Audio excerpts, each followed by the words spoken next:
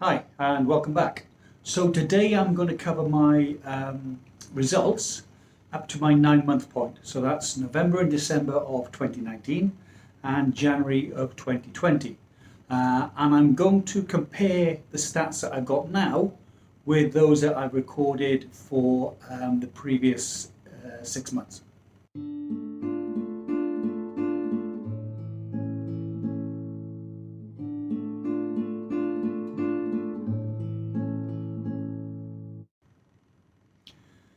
So a few comments in previous update videos I've done have said it's difficult for people to make sense of the data if all I'm doing is just reading out figures.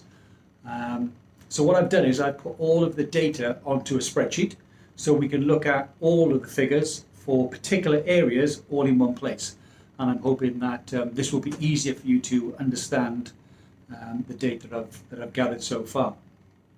So without further ado, let's jump into the spreadsheet and cover the objective data for up to my 9 month point. So here we are in the spreadsheet. I hope this new layout is easier for you to understand and to track all the figures. I agree with some of the comments that if I'm just reading off numbers and talking about 3 months ago and 6 months ago, probably can be a bit confusing. So let's get straight into it with weight. So I started at 92. Last month was 94. I'm now 91.2, so down 2.8 since the last check. So that's good. A slow loss of weight. And again, no extra effort on the exercise, although I am finding more energy in the gym, is allowing me to train for a little bit longer or a little bit harder. But I'm not putting any more energy than I normally would. BMI, for those of you that are interested. I started off at 30, which made me obese. I'm now down to 29.7, so that's down 1 point since last time. So now I'm just overweight. Next is percentage body fat. So last time I checked, 22.9. This time it is 22.5, so down 0.4 since the last check, which again is good. It's all moving in the right direction. Muscle mass was 68.9. Now it's 67.6. So we're down 1.3 since the last check. But that's still up 14.5 overall. So it's heading in the right direction here, although I've lost a bit since the last time. My basal metabolic rate last time was 2112. Sounds like a good album. And this time I'm 2069, so that's down 43 since the last check. And that's to be expected. I thought it would be good to be low in weight and have a high metabolic rate, but as your weight comes down, allegedly also does your metabolic rate as well. So my waist last time was 37. This time it is 37.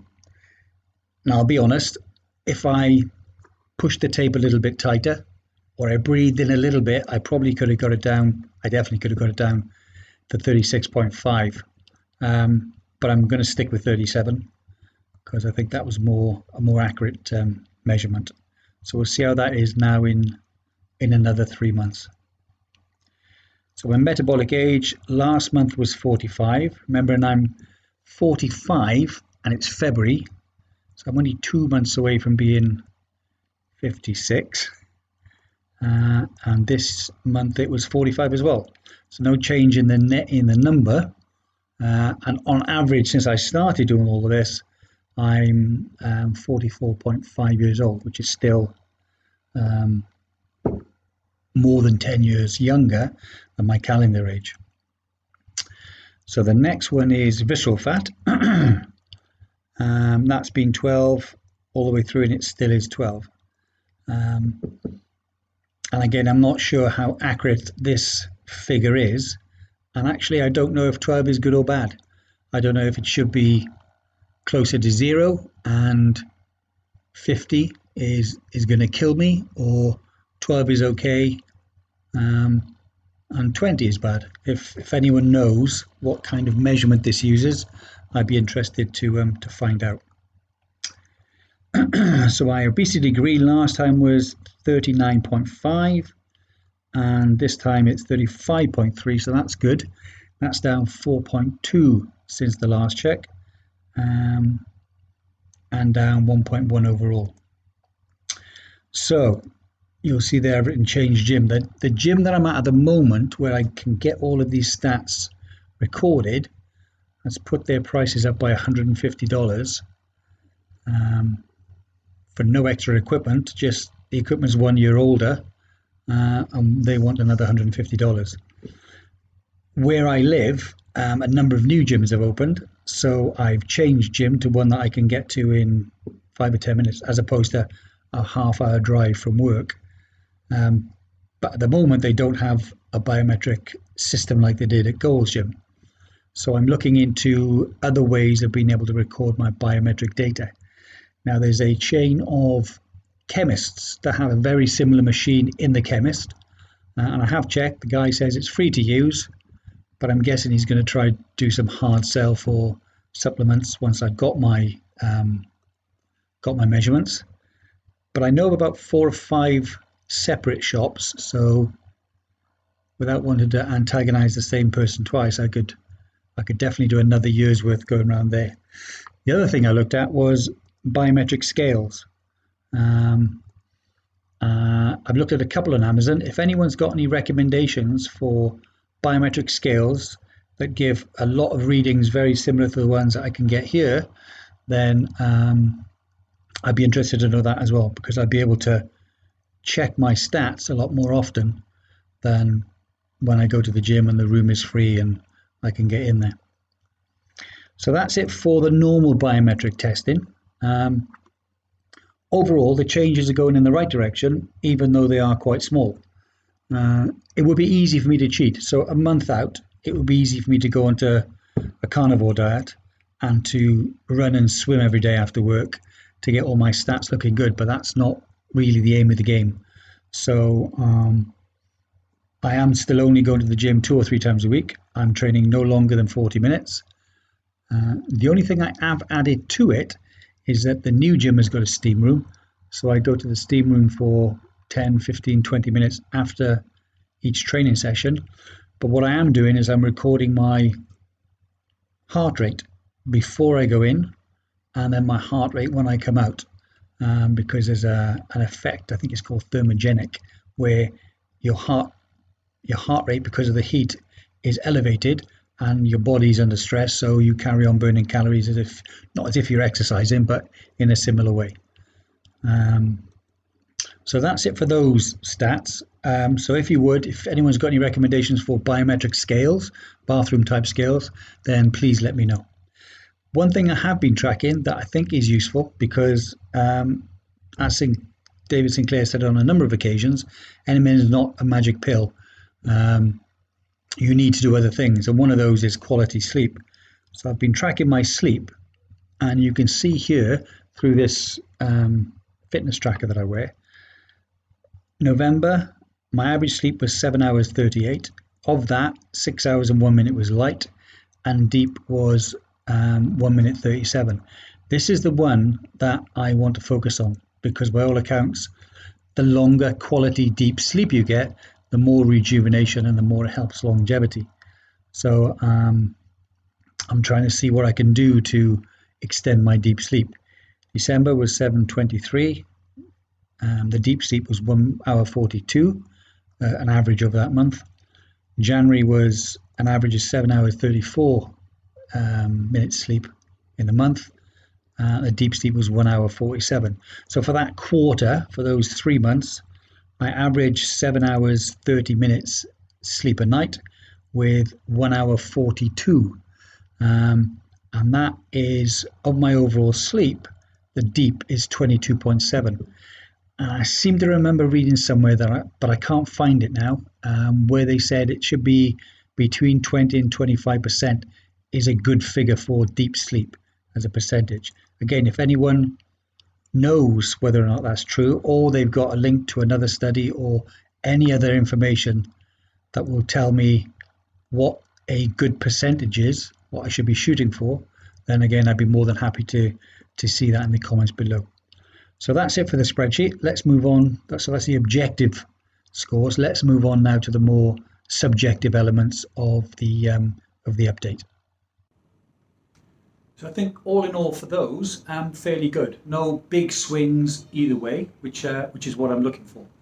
I've got a feeling that, and I'm hoping that, any big changes with regard to these stats will happen in the next year or two, now that I'm up to 1 gram of NMN, 1 gram of TMG, and 1 gram of resveratrol a day. At the moment, though, and in the years to come, I'll be happy if everything just stays the same and there are no big swings towards the markers that mean I'm aging. So let's have a look now at the subjective stats that I've gathered over the 3 months. And the first thing we'll talk about is dose. So as I said previously, it's 1 gram of NMN, 1 gram of TMG, and 1 gram of resveratrol. I will be adding 10,000 IUs of vitamin D, and that comes along with 900 IUs of vitamin K, K2, and this is the supplement that I bought, and I'll start to take that to up my vitamin D levels, because remember they were slightly lower in my previous blood test. Mood, this again very subjective. I think I've mentioned in my previous video that my 8-year-old son is very good at pressing my buttons. I found that I'm a lot less snappy now than I used to be, a lot calmer. Now I don't know if that's probably because I've introduced TMG, and the NMN was depleting my methyl group, but I do feel a lot calmer in myself. He said, as his 2-year-old daughter starts screaming in the background. I don't know if you can hear that. Also, I'm more willing to get up and do stuff, whereas if I've had a long day, and maybe I've been to the gym and I am a bit tired, I'm laying on the sofa and my son comes in and says, let's go and swim in the pool, or let's go for a bike ride, or can you come and look at this? Before, I would say, if I was tired, especially after a long day in the gym, I'd say, we'll do it later, or maybe we can do that tomorrow. Now I'm more happy just to jump up, go for a bike ride, go and play in the pool with him for an hour or half an hour. So my personal energy levels are better, but also my willingness to get up and do stuff is also definitely raised in the last 3 months. Overall feeling, still not making noises when I get up, groaning and moaning when I especially get up off the floor with my daughter. I noticed I used to do that before. I'm also becoming more noticeable of other people of my age at work when they get up from their desks, or if they've been hunched over, they start making noises, and I notice I don't do that and they do. Also, again, very subjective, I feel a lot lighter on my feet. So when I was in the army, I used to box, not that well, as you can tell. I used to take quite a few beatings. When my son and I used to play fight, I would be more akin to the heavyweight boxer that would move slowly and slug at it. Now, when we mess around, we roughhouse together, I'm a lot more agile, bouncing on my feet, going backwards and forwards than I used to be. So that's definitely something that I've noticed. Not that I try to do it, but I can do it, and I don't need to be the more slow, laborious type boxer when we play together. Sleep, so I'm going to cover all the sleep, as you know, on the spreadsheet from now on, because I find that, especially now with this tracker, is far more objective than subjective. Diarrhea, 0. Eating and drinking. So remember before, when I went from 250 to 500 and 125 to 250, I was finding it very difficult to finish eating at 8 o'clock like I normally did before I went to bed at 10. I was having to eat all the time. So that's not an issue anymore. I still finish eating at 8, and I'm able to just drink black coffee or water generally till about 10, and I'm still fasting till midday, maybe 12:15 before I need to eat again, and I'm not feeling hunger at all. Whereas before, when I first started to take the NMN, I did feel very hungry, and in some cases ravenous, and I would be raiding the fridge. That's all gone now. Injuries, no injuries. The elbow injury that I did have, completely gone. Nothing in the last 3 months. Gym performance, so same as the last report. I would say when I used to train before, if I did a particularly heavy set of exercises on, say, my shoulders, the next day will be okay, and the day after that I would be feeling the pain. I think it's something to do with the buildup of lactic acid. For me, it took 2 days to manifest itself. That's still the same, but I think there's a lot less pain. And bear in mind what I mentioned in the last video, I am exercising more intensely, but I don't have to try to do that. I believe that I've got more energy, and I can do more by expending the same amount of energy. The other thing I've introduced now, because I remember I spoke in the previous session about changing gyms, is the gym I've got now has got a steam room. So at the end of my training sessions, I go in the steam room for 10-15 minutes. I don't know if that's having a therapeutic effect, because the benefits of using the steam room is that it helps your muscles to relax, and you're not supposed to feel the aches and pains. That said, I wasn't feeling the aches and pains before I changed gym, so I don't know if that's got anything to do with it. I've added sickness, but I don't think that sickness, there's been no noticeable sickness in the last 3 months. The odd blocked nose, but no colds, no flu, no respiratory infections, anything like that. I've been sickness free definitely for the last 3 months. So all in all, the comments in the comment section have been good. More subscribers, more comments, which is a good thing. I like that. However, a couple of people that I haven't seen since the beginning making passive aggressive, slightly troll type comments when I've done an update video saying, so you've been taking it 6 months, I don't see a difference in you, you say any differences are minor, so it's obviously not working.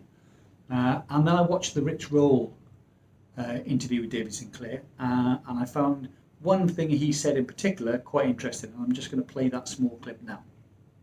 One of the people say, "Oh, I'm not noticing anything after maybe 2 weeks on the supplement." Right. Of course, you're not going to see that.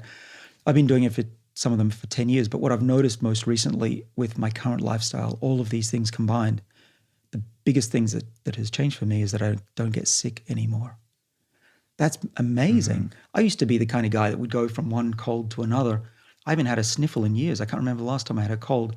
And I'm on planes, people are sneezing on me. Mm-hmm. I'm shaking hands with people pretty much all the time. So my immune system must be on hyper alert.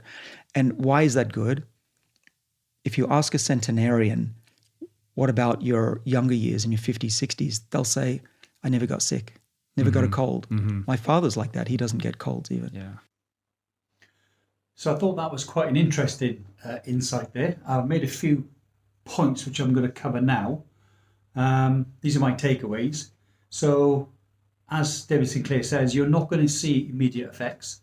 And I'm thinking that the effects that are taking place are at the molecular level, so you're not going to physically see them. I've seen a couple of comments on my channel and on other anti-aging channels I've watched, where people have said after a month of taking NMN, their grey hair has started to go dark again. I'm a little bit skeptical of those comments, especially the ones that then come with a link to an NMN site on Amazon, which I'm guessing is an affiliate link. And a couple of people on the channel have said, you've now been taking it for months and months, but you look exactly the same. It's not working. And the comments are a little bit passive aggressive, maybe bordering on trolling. And my answer to those are that if you think this is the kind of thing that's going to do that, you're watching the wrong channel. You should be watching a health and beauty channel where a lady in her 20s or 30s is telling people in their 50s and 60s about how to apply specific moisturizers and creams to keep looking young. If you look on YouTube, I think there's 1 or 2 channels like that are willing again to direct you to their affiliate links where you can buy all these potions and creams, and I'm sure they work 100%. There's no deception there, and all the pictures they show as well, none of them are photoshopped. They're all genuine, unedited photos. On the flip side, it was okay. So nothing's changed. I look the same as I did 9 months ago. I think that's obvious. Even if I wasn't taking any kind of supplement, after 9 months, I'm going to look much the same, as long as I've been maintaining the same regime. How long is it going to take? If I'm 50 and you see me, at 50 in 9 months, I'm going to look the same. If you see me at 51, 2, 3, when am I going to look different? I'm not too sure. So back to the David Sinclair clip. He says all these things combined, and in the rest of the clip he makes reference to that, which is eating less often, or restricting it to an eating window. He talks about getting breathless, i.e. exercising a few times a week, eating less meat, but still eating some, as he said, as I showed in my last video, some meat is still okay. And if you look at the Blue Zone diets that lots of people direct you to because they're plant-based, they've all still got meat, fish in those diets. And then he says about eating more plants, which again I agree with. Eating lots of plants and some meat is definitely the most healthy kind of diet. The thing he did mention was he doesn't seem to get sick anymore, which got me thinking about the last time I had a cough or a cold or I was feeling under the weather. Definitely hasn't been in the last 9 months. And actually, I can't remember becoming sick or ill till before I started my change in diet, where I started to go more low carb, high fat. I haven't been sick since then, which is interesting because in this region, in the Middle East, there's this phenomena, if you like, where definitely once a year, sometimes twice a year, people get very sick with respiratory type infections or complaints, and it's usually put down to the weather. And I'll put a couple of links in the description below. It's where the temperatures rise quite quickly. Air conditioning is switched on in the shopping malls and buildings. So when you go from outside, where it can be anything between 40 to 50 degrees centigrade, you then go to a shopping mall that's got AC on, it's been on 24 hours a day, and you go from 40 or 50 down to 20, it can be quite a shock to the system. And a lot of people react to that by getting these respiratory diseases or respiratory complaints. And I've had none of that for the last 3 years. Reminds me of a friend of mine who gets this every year, and it is quite debilitating. He's knocked out of the game for about 2 to 3 weeks. And I've looked at the way that he lives his life. He stays up late at night. He eats right up until he goes to bed. He wakes up early in the morning and again starts to eat straight away. And then he grazes all out throughout the day with what he believes are healthy foods, because he's eating nuts, but he's eating salted peanuts, or he's eating dry roasted almonds or cashew nuts. He has the odd piece of fruit, but that's generally it. When he gets home then, he has to nap in the afternoon, and sometimes his nap can last until 8 or 9 o'clock at night, where he starts eating again before he goes to bed at 10, 11 or 12.